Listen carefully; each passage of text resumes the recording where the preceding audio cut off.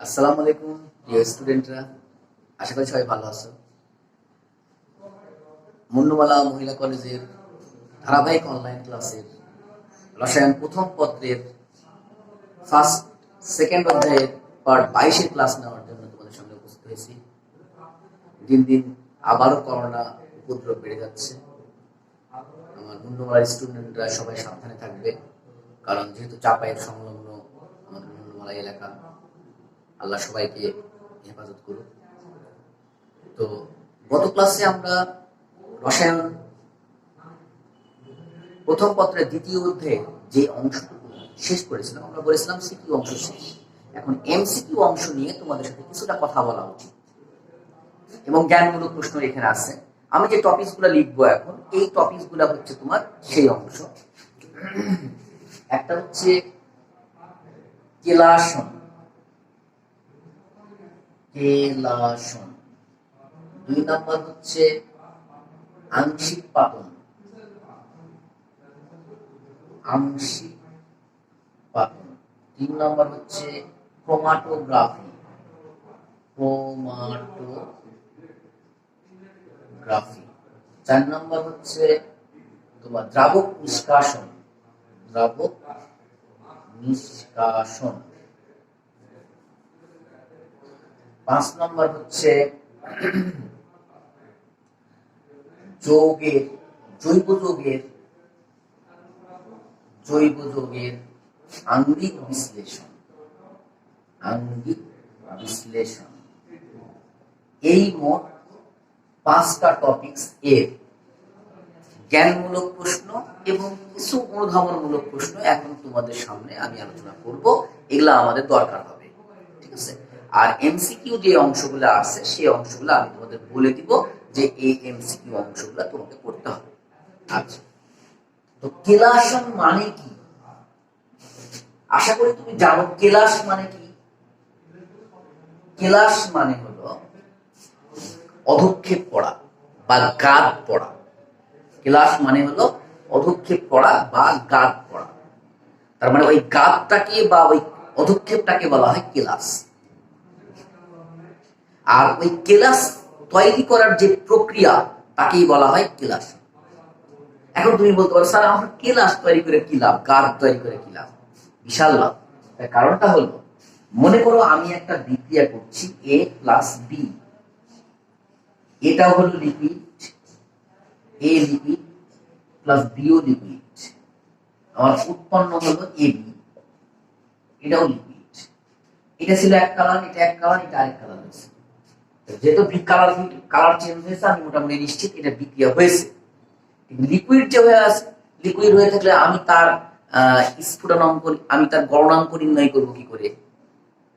বা আদার এভরিথিং, অনেক UV, NMR, IR, তার মাস স্পেকট্রাম, আমি এগুলো নির্ণয় করতে হলে আমার কি করতে হয়? সলিড প্রোডাক্ট দরকার হয়। তাহলে সলিড প্রোডাক্ট পাবো কোথায়?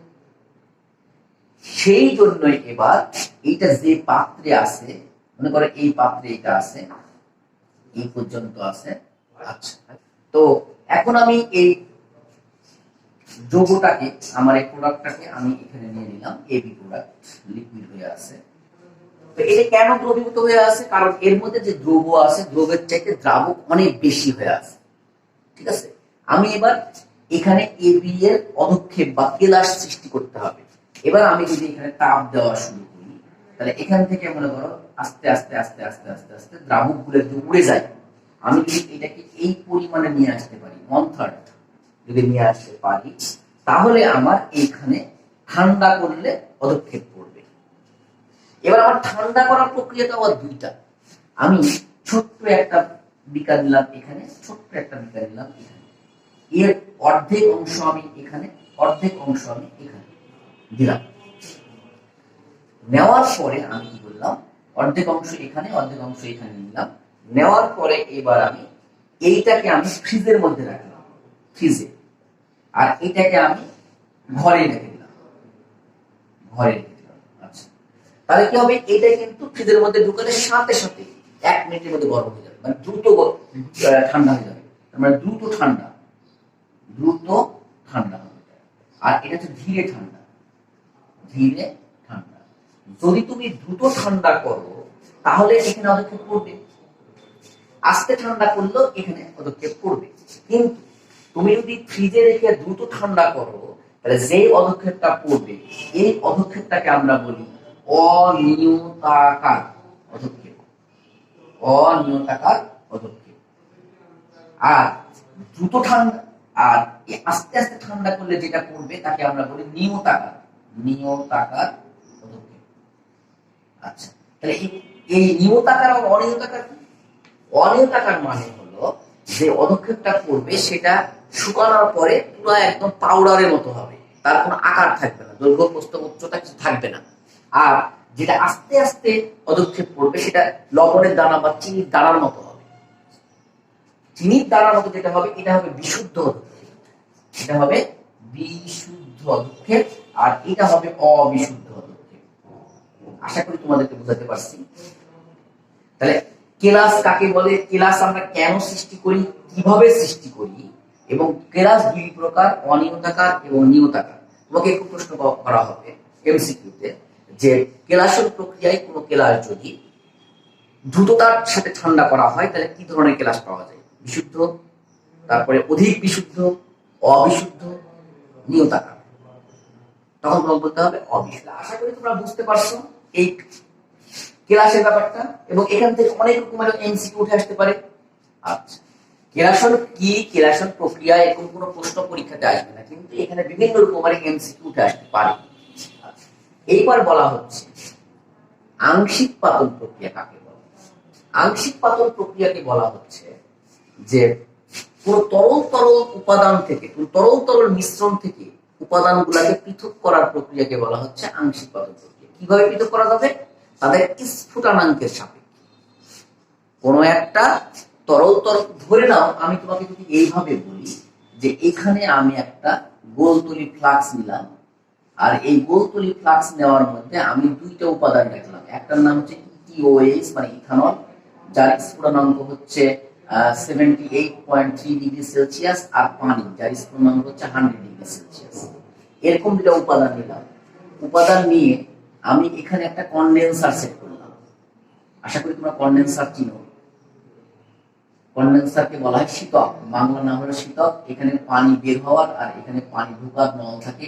এদিক দিয়ে আমি ট্যাপের লাইন যদি যুক্ত করে দিই এইভাবে পানি ঢুকবে, এদিকে পানি বাড়াবে। এখানে আমি একটা সিপি দিলাম, আর এই সিপির মাধ্যমে এখানে একটা থার্মোমিটার যুক্ত করে দিলাম। এই পর্যন্ত লিকুইড আছে। আমি যদি এবার এখানে তাপ দিতে শুরু করি তাহলে স্বাভাবিকভাবেই বাষ্প উৎপন্ন হবে।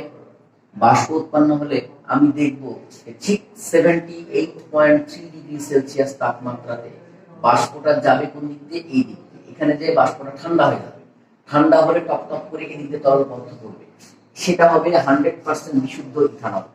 আবার 100 ডিগ্রি সেলসিয়াস তাপমাত্রায় যে তরলটা পাবো সেটা হবে 100% পানি। তাহলে বলা হচ্ছে এইভাবে যদি আমি 10টা তরল পদার্থকে এক জায়গায় মিশ্রিত করি, তা তুমি বলো তো সবার নিজের নিজের স্ফুটনাঙ্কের সাপেক্ষে আমি তাদেরকে পৃথক করতে পারবো না?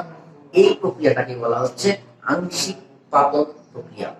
যে তরল দ্রবণের বিভিন্ন উপাদানকে তাদের স্ফুটনাঙ্কের সাপেক্ষে পৃথক করার প্রক্রিয়াকে বলা হচ্ছে আংশিক পাতন প্রক্রিয়া। এটা খুব ইম্পর্টেন্ট জ্ঞানমূলক প্রশ্ন। আচ্ছা, এই আংশিক পাতন প্রক্রিয়ার মাধ্যমে আবার কিছু কিছু তরল মিশ্রণ আছে যাদের নাম হলো সমস্ফুটন মিশ্রণ। এগুলাকে পৃথক করা যায় না। সমস্ফুটন মিশ্রণ কাকে বলে? বলা হচ্ছে যেই তরল মিশ্রণের উপাদানগুলা একই তাপমাত্রায় ফুটতে থাকে তাকে বলা হয় সমস্ফুটন মিশ্রণ। যেমন রেকটিফাইড স্পিড। রেকটিফাইড স্পিড হচ্ছে একটা সমস্ফুটন মিশ্রণ। তাহলে এখান থেকে আংশিক পাতন একটা জ্ঞানমূলক প্রশ্ন, এবং সমস্ফুটন মিশ্রণ কি এটা একটা জ্ঞানমূলক প্রশ্ন। এটা তোমাদের দরকার হতে পারে। ঠিক আছে, আরেকটা কথা বলা হচ্ছে, খুব ইম্পর্টেন্ট একটা এমসিকিউ আছে। আংশিক পাতন পদ্ধতিতে সাধারণত সেই তরল মিশ্রণগুলোকে পৃথক করা হয় যেই তরল মিশ্রণের উপাদান দুইটা বা উপাদান গুলার স্ফুটনাঙ্কের পার্থক্য 40 ডিগ্রি সেলসিয়াস এর নিচে থাকে, এর নিচে হয়। আশা করি বুঝতে পারছো? তাহলে এর নিচে এইভাবে। আর সমস্ফুটন আমরা কি বললাম? আংশিক পাতন কাকে বলে? সমস্ফুটন মিশ্রণ কাকে বলে? সমস্ফুটনের উদাহরণ হচ্ছে, সমস্ফুটন মিশ্রণ উদাহরণ হচ্ছে রেকটিফাইড স্পিড। রেকটিফাইড স্পিড অর্থাৎ তোমার 5.6% ইথানল, সরি এত পার্সেন্ট পানি, আর 95.6% হচ্ছে ইথানল, আর 4.4% হচ্ছে পানি। এই মিশ্রণটাকে আমরা বলি রেকটিফাইড স্পিরিট। এটা একটা সমস্ফুট মিশ্রণ। এই মিশ্রণটাকে আংশিক পাতনের মাধ্যমে পৃথক করা সম্ভব হয় না। তাহলে আচ্ছা, এই আংশিক পাতনের এখানে আর কতগুলো জিনিস আছে যার নাম হলো বাষ্পপাতন।